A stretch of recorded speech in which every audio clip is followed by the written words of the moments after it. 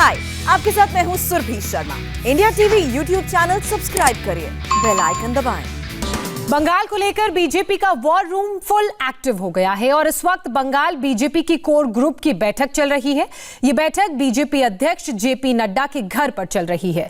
गृह मंत्री अमित शाह, शुभेंदु अधिकारी समेत बंगाल बीजेपी के बड़े नेता इस कोर ग्रुप की बैठक में शामिल हैं। इस मीटिंग में चुनाव की रणनीति और उम्मीदवारों के नामों पर चर्चा होगी। उम्मीदवारों के नाम तय करने के लिए आज शाम बीजेपी केंद्रीय चुनाव समिति की भी बैठक होने वाली है। ये बैठक शाम 6 बजे होगी और इस बैठक में प्रधानमंत्री नरेंद्र मोदी भी शामिल होंगे।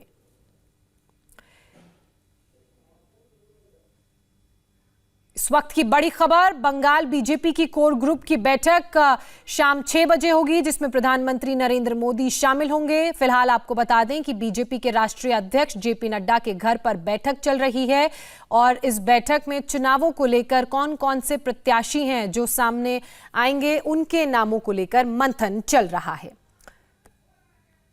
तो बंगाल को लेकर बीजेपी का जो वॉर रूम है वो पूरी तरह से एक्टिव हो गया है। बंगाल बीजेपी की कोर ग्रुप की बैठक इस वक्त चल रही है। आपको बता दें कि पिछली बैठक में 57 उम्मीदवारों के नामों का ऐलान किया गया। इसके अलावा 4 मार्च को सीईसी की बैठक में प्रधानमंत्री नरेंद्र मोदी शामिल हुए थे। असम, पुडुचेरी, केरल, जो तमाम 5 राज्य हैं जहां चुनाव हो रहे हैं, उनको लेकर मंथन किया जा रहा है। केंद्रीय चुनाव समिति की भी बैठक होनी है। बंगाल चुनाव में उम्मीदवारों के नाम इस बैठक में तय किए जाएंगे। तो पिछली भी जो बैठक हुई थी उसमें 27 उम्मीदवारों के नामों का ऐलान किया गया था। 4 मार्च को सीईसी की बैठक में प्रधानमंत्री नरेंद्र मोदी शामिल हुए थे। इसके अलावा आपको बता दें कि असम, पुडुचेरी, केरल, तमिलनाडु पर भी आज होने वाली बैठक में चर्चा होगी। बीजेपी केंद्रीय चुनाव समिति की भी बैठक है जिसमें प्रधानमंत्री नरेंद्र मोदी शामिल होंगे। शाम 6 बजे का वक्त उसका बताया जा रहा है। मेरे सहयोगी देवेंद्र पराशर इस वक्त मेरे साथ फोन लाइन पर जुड़ चुके हैं, सीधे उनका रुख करेंगे।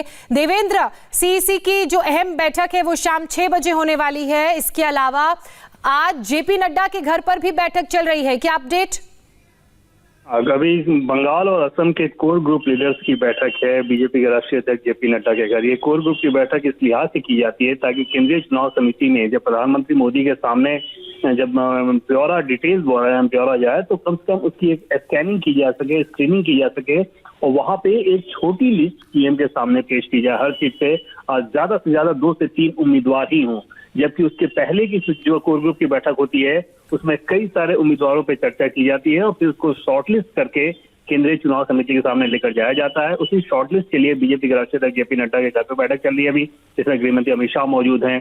इसके अलावा बंगाल बीजेपी कोर ग्रुप के लीडर मौजूद हैं। आसाम के भी नेता वहां पे आए हुए हैं जो कि आसाम के मसले पर बातचीत करेंगे, जो सीटें बची हुई हैं उससे बात करेंगे। इसके अलावा कैंपेन को लेकर बात करेंगे। तो कुल मिलाकर एक अहम बैठक, लेकिन शाम में जब बैठक होगी चुनाव समिति की बैठक, उस बैठक में ही उम्मीदवारों के नाम पर मुहर लगाई जाएगी। इससे पहले कल केरल को लेकर भी कल देर शाम बीजेपी के राष्ट्रीय अध्यक्ष जेपी नड्डा के घर पर बैठक हुई थी। जी बिल्कुल, बहुत शुक्रिया देवेंद्र आपका तमाम जानकारी, तमाम अपडेट के लिए। आगे भी हम आपसे जानकारी लेते रहेंगे। तो बंगाल को लेकर बीजेपी में अहम बैठक जारी है, तो वहीं चुनाव आयोग भी फुल एक्शन में नजर आ रहा है। कोलकाता पुलिस ने ममता पर हुए हमले को लेकर अपनी चुनाव रिपोर्ट चुनाव आयोग को सौंप दी है। आपको बता दें कि चुनाव आयोग कोलकाता पुलिस की इस रिपोर्ट से खुश नहीं है।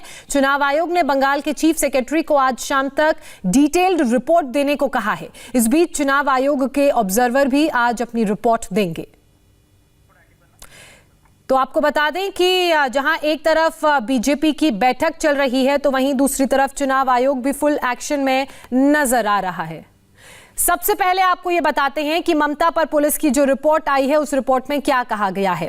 सीएम सिक्योरिटी की जानकारी पर रूट सैनिटाइज किया गया था। यह पता नहीं था कि ममता बनर्जी कहां रुकेंगी, इसलिए नाकेबंदी नहीं की गई। जहां ममता को चोट लगी वहां काफी भीड़ मौजूद थी। कार का गेट लोहे के खंबे से टकराने का वीडियो नहीं है।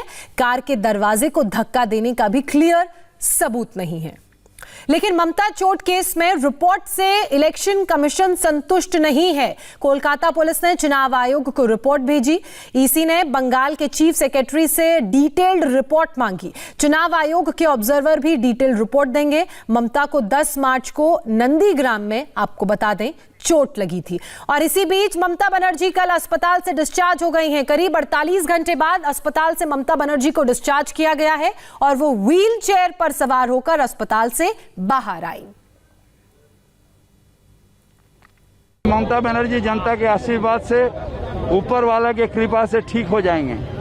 हर मंदिर में उनके लिए प्रार्थना हो रहा, हर मस्जिद में दुआ हो रहा, हर गिरजा में प्रार्थना हो रहा। ममता बनर्जी बहुत जल्दी ठीक हो जाएंगे और फिर से बंगाल की शेरनी वो फिर पूरा बंगाल घूमेगी और बीजेपी को गोल के ऊपर गोल देते रहेगी।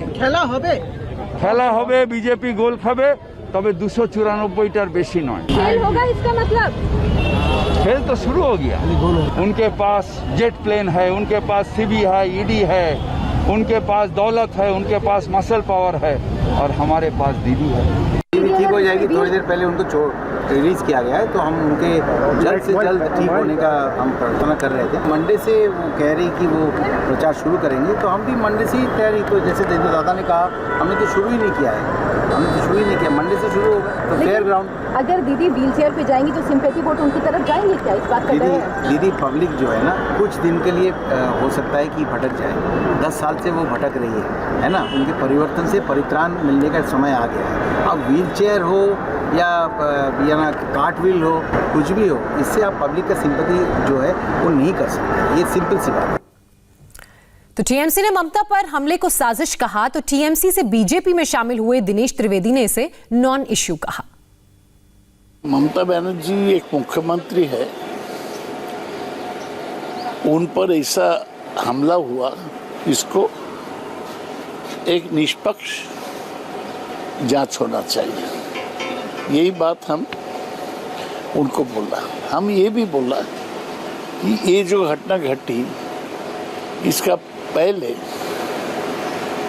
डीजी और एडीजी को हटाया गया और इसके पहले नरेंद्र मोदी से लेकर बीजेपी का दिलीप घोष, सब लोग बोला कि दीदी का नंदीग्राम में पतन होगा, गिरेंगे, तो वही हुआ। ममता जी का आप बयान देखें ना, उनके 2 बयान थे। एक बयान जब हादसा हुआ कि किसी ने मुझे धक्का दिया, किसी पार्टी विशेष का नाम ममता जी ने भी नहीं लिया। और ममता जी का जो दूसरा बयान आया हॉस्पिटल से, उस समय तो उन्होंने कोई वो भी जिक्र नहीं किया कि किसी ने मुझे धक्का दिया। उन्होंने क्राउड की बात की, मगर तृणमूल पार्टी उसके तुरंत बाद एक विपरीत बयान देती कि ये बीजेपी नहीं किया। नड्डा साहब पर अटैक होता है तब कहते हैं कि नहीं, नड्डा साहब के लोगों ने किया है। तो हमें इन सब बात से दूर रहना चाहिए। सिक्योरिटी थी वहाँ, उनकी पर्सनल सिक्योरिटी मैं टीवी में देख रहा था, वो सब वहाँ थे, तो उनसे भी तो पूछिए ना कि क्या हुआ।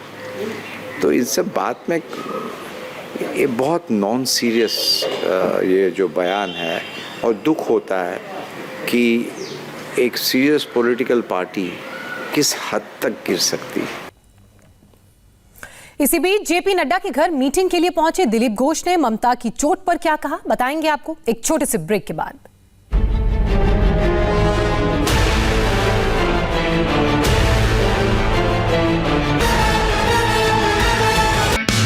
हाय, आई एम सुरभि शर्मा। खबरों से अपडेट रहने के लिए India TV YouTube channel subscribe करिए, साथ में बेल आइकन जरूर दबाएं। जुड़े रहें इंडिया टीवी के साथ।